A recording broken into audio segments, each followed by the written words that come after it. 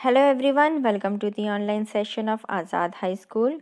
आज हम करेंगे क्लास थर्ड की रियल इंग्लिश का चैप्टर नंबर 10, जिसका नाम है पोवन एंड दी 4 क्वेश्चंस।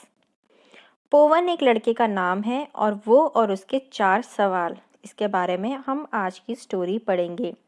बहुत ही ज़्यादा इंटरेस्टिंग स्टोरी है, प्लीज़ इसे ध्यान से सुनिए। चाइना की बात है, कई साल पहले एक लड़का था जिसका नाम क्या था? पोवन। पोवन का मतलब होता है मिलियन पीसेस ऑफ गोल्ड। जब वो जन्मा था तो उसके बारे में एक भविष्यवाणी हुई थी कि एक दिन वो बहुत ही ज़्यादा अमीर बनेगा और उसके पास मिलियन पीसेस ऑफ गोल्ड होंगे। हेलो। हाँ जी मैम।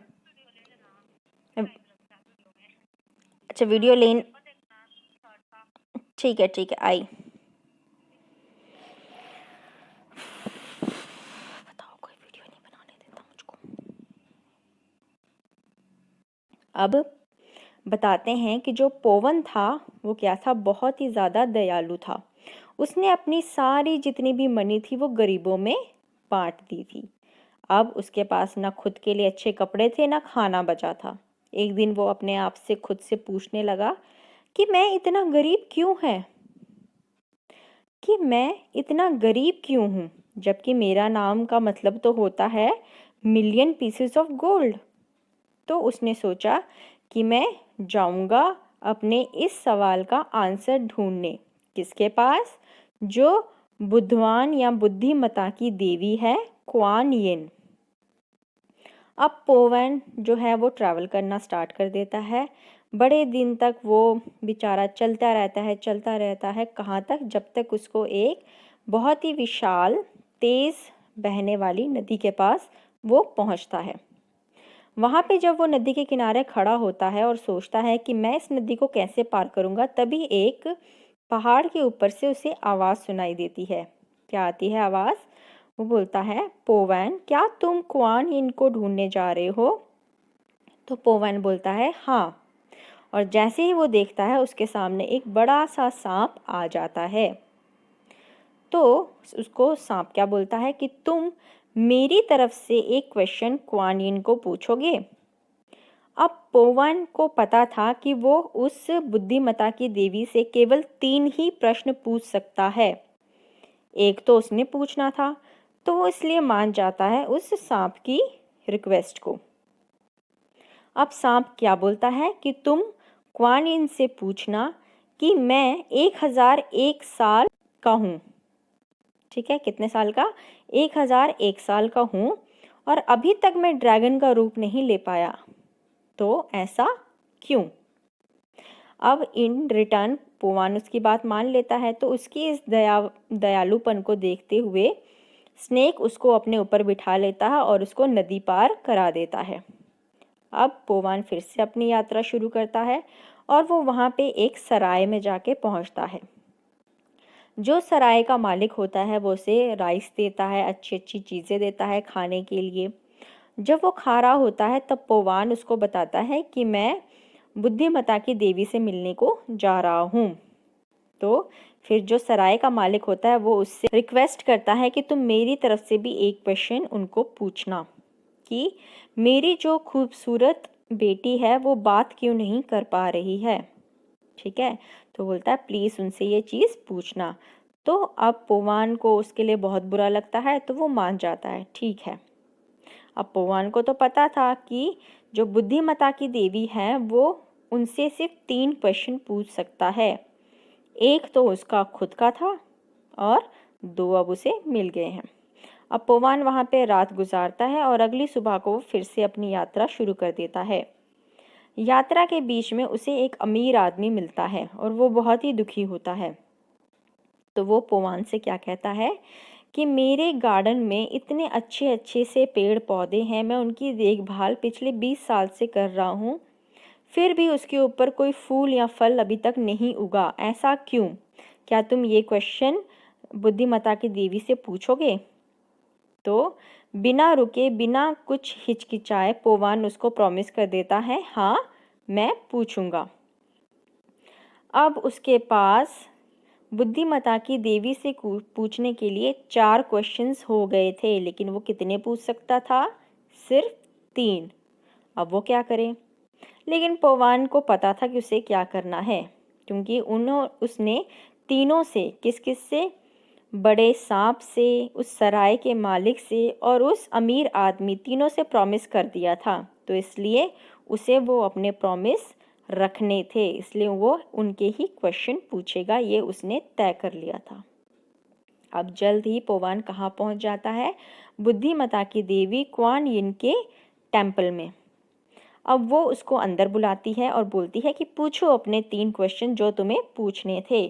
तो पौवान पूछना शुरू करता है कि जो बड़ा ग्रेट स्नेक है वो अभी तक ड्रैगन क्यों नहीं बना, जबकि वो 1001 साल तक वेट कर चुका है। तो जो देवी होती है उसको क्या आंसर देती है कि उसके सर के ऊपर 7 मोती हैं, अगर वो अपने 6 मोती दे दे, ठीक है, निकाल दे वहाँ से, तो वो ड्रैगन बन जाएगी। ठीक है, अब पौवान अपना नेक्स्ट क्वेश्चन पूछता है कि जो सराय का मालिक है उसकी बेटी बोल क्यों नहीं पा रही है। तो देवी का आंसर देती है कि जैसे ही वह उस आदमी को देखेगी जिससे वो शादी करना चाहती है, वह बोल उठेगी। ठीक है, अब पौवान अपना आखिरी क्वेश्चन पूछता है कि जो वो अमीर आदमी था उसके गार्डन में कोई फल फूल क्यों नहीं उग रहे हैं। तो देवी उसको बताती है कि उसकी गार्डन में 7 बड़े बड़े बक्से हैं जो गोल्ड और सिल्वर से भरे हुए हैं। ये खजाना अगर वो किसी को दे दे तो उसके गार्डन में जो फल और फ्रूट हैं वो उग जाएंगे। अब पौवान अपने तीनों क्वेश्चंस पूछ चुका था, अब वो और क्वेश्चन नहीं पूछ सकता था, इसलिए वो वापस चला जाता है अपने घर की ओर। जब वो वापस घर की तरफ जा रहा होता है तो उससे सबसे पहले कौन मिलता है? वो अमीर आदमी। वो अमीर आदमी उसको अपना आंसर बताता है जो उसको देवी ने बताया था। तो वो अमीर आदमी बहुत ही खुश हो जाता है और वो उसको जो उसका ट्रेजर मिला था, उसके खजाना कहाँ मिला था? उसके गार्डन में जो बॉक्सेस थे उसमें से आधा वो पौवान को दे देता है। ठीक है, आगे जब वो जाता है तो नेक्स्ट उस सराय के मालिक में, जैसे ही वो सराय के मालिक के घर की तरफ जा ही रहा होता है, खिड़की से उस सराय के मालिक की बेटी पौवान को देखती है और वहाँ से बोलती है, वेलकम बैक पौवान। अब वो जो सराय का मालिक है वो तो बहुत ही ज़्यादा खुश हो जाता है ये सुनकर कि उसकी जो बेटी है वो बोल पड़ी। तो जब पौवान बताता है सही वजह क्या थी, तो वो जो सराय का मालिक था वो अपनी बेटी की शादी पौवान से कर देता है। दूसरा पौवान जब ग्रेट स्नेक के पास जाता है और उसको बताता है कि देवी ने क्या बोला है, तुम कैसे ड्रैगन बन सकती हो, तो वो स्नेक क्या करती है? अपने 6 मोती पौवान को दे देती है और उसी उसी टाइम पे क्या होता है? वो एक बड़ा सा विशाल ड्रैगन में बदल जाती है। तो आपने देखा कि उसकी इस काइंडनेस और अच्छी प्रवृत्ति के कारण वो एक रिच मैन बन गया with millions of gold pieces, यानी कि जो उसकी भविष्यवाणी उसके बारे में कही गई थी वो आखिरकार सच हो ही गई। उसने स्टार्टिंग में लालच ना करके उन तीनों की बात को रखा, अपने प्रॉमिस को रखा और उन तीनों जो उसको मिले थे रास्ते में लोग, उनके ही क्वेश्चंस उस देवी से पूछे, लेकिन आखिर में उसे भी उसका फल मिला। ठीक है, उसे बहुत सारा ट्रेजर मिला और वो एक अमीर आदमी बन गया, यानी कि उसकी भी विश पूरी हो गई। तो ये थी हमारी स्टोरी। देखा, इंटरेस्टिंग थी ना? आइए अब हम करते हैं इसके comprehension. Answer these questions. Number 1, how did Pauwan gets his name? उसे कैसे में ये नाम मिला था? तो इसमें आप लिखेंगे, when Pauwan was born it was foretold that one day he would be rich and have 1,000,000 pieces of gold. So he got the name Povan, meaning 1,000,000 pieces of gold. Second है, how did Pauwan get across the river? तो इसका answer आप लिखेंगे, the snake took Pauwan across the river. Third question, who said to whom, यानी कि किसने किसको कहा? Number A, I am 1001 years old, yet I am not a dragon. तो इसका आंसर आप लिखेंगे The snake to Povan. B part है I looked after them well for 20 years. तो इसका आंसर आप लिखेंगे The rich man to Povan. Number C She will start speaking when she sees the man she will marry. तो यहाँ आप लिखेंगे Kuan Yin to Povan. Question number 4. What did the innkeeper want Povan to ask Kuan Yin? तो इसका answer आप लिखेंगे The innkeeper wanted Povan to ask Kuan Yin why his daughter could not speak. Question number 5. What were the first words the innkeeper's daughter spoke? तो इसका answer आप लिखेंगे The first words the innkeeper's daughter spoke were Welcome back, Povan. Number 6. Why were not the plants and trees of the rich man's garden flowering and bearing fruit? तो इसका answer आप लिखेंगे Because there were 7 cascades of silver and gold in his garden. Question number 7. What are the rewards Povan got for keeping its promises to the great snake, the innkeeper, and the rich man? तो यहाँ आप लिखेंगे Povan got half the rich man's treasure, comma, the innkeeper's daughter as his wife, and 6 of the snake's pearls as reward for keeping his promises. Question number 8. Did Povan get the answer to the question he did not ask? How? तो यहाँ आप लिखेंगे इसका answer Povan got the answer to the question he did not ask when he became rich through the rewards he got. Question number 9. Was Povan right not to ask his own question to Kuan Yin? Why? तो यहाँ आप लिखेंगे Povan was right not to ask his question because by helping others he got his rewards and the answer to his own question. अब 10th part में आपको दिया है suggest an alternative title for this story. आप इस story के लिए अगर कोई और भी टाइटल अगर दे सकते हैं तो आप सजेस्ट करके यहाँ लिख सकते हैं कि इस जो कहानी का शीर्षक और क्या हो सकता है. कोई भी इंटरेस्टिंग टाइटल अगर आपके माइंड में है तो आप यहाँ पे लिख सकते हैं. अब हम करेंगे इसकी vocabulary. B1. Circle the 2 words in the bracket which are associated with the first word. यानी कि गोल्ड के साथ जो एसोसिएटेड वर्ड है उसको आपने सर्कल करना है. तो इसमें क्या आएगा पहले वाले में ग्लिटर ब्रेसलेट. Number 2 money. यहाँ पे आप लिखेंगे कॉइन बैंक. Number 3 river. यहाँ पे आप लिखेंगे बैंक बोट. बैंक का मतलब एक तो वो होता है बैंक जहाँ पे आप पैसे रखते हैं और दूसरा बैंक का मतलब होता है नदी का किनारा. 4th आपको दिया हुआ है ड्रैगन. तो इसके साथ हम मैच करेंगे फेरी जिनी. 5th आपको दिया है इन. इसके साथ आप मैच करेंगे होटल लॉज. 6th दिया है बाउल. इसके साथ आप मैच करेंगे प्लेट सॉसर. 7th दिया है आपको गार्डन. इसके साथ आप लिखेंगे बोअर फाउंटेन.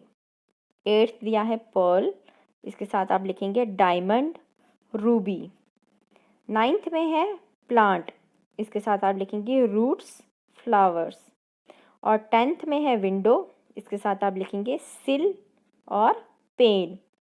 सिल का मतलब है जो खिड़की के नीचे छोटी सी जगह रखी होती है उसको सिल बोलते हैं. और पेन का मतलब जो ग्लास हम उसमें लगाते हैं वो पेन होता है. अब करेंगे B2 part. Fill in the blanks with the present tense forms of the word given in the bracket. Bracket में जो आपको वर्ड दिए हैं उसका कौन सा लिखना है आपने प्रेजेंट टेंस. और प्रेजेंट टेंस में हम क्या लिखते हैं इसमें या तो वर्ब के आगे एस लगता है या वर्ब का सिंपल फॉर्म ही रहता है. ठीक है. आइए देखते हैं इसमें क्या क्या आएगा. पहला वाला आपको करके दिया है. हम सेकंड वाला करेंगे. The old women gives money to the beggars every day.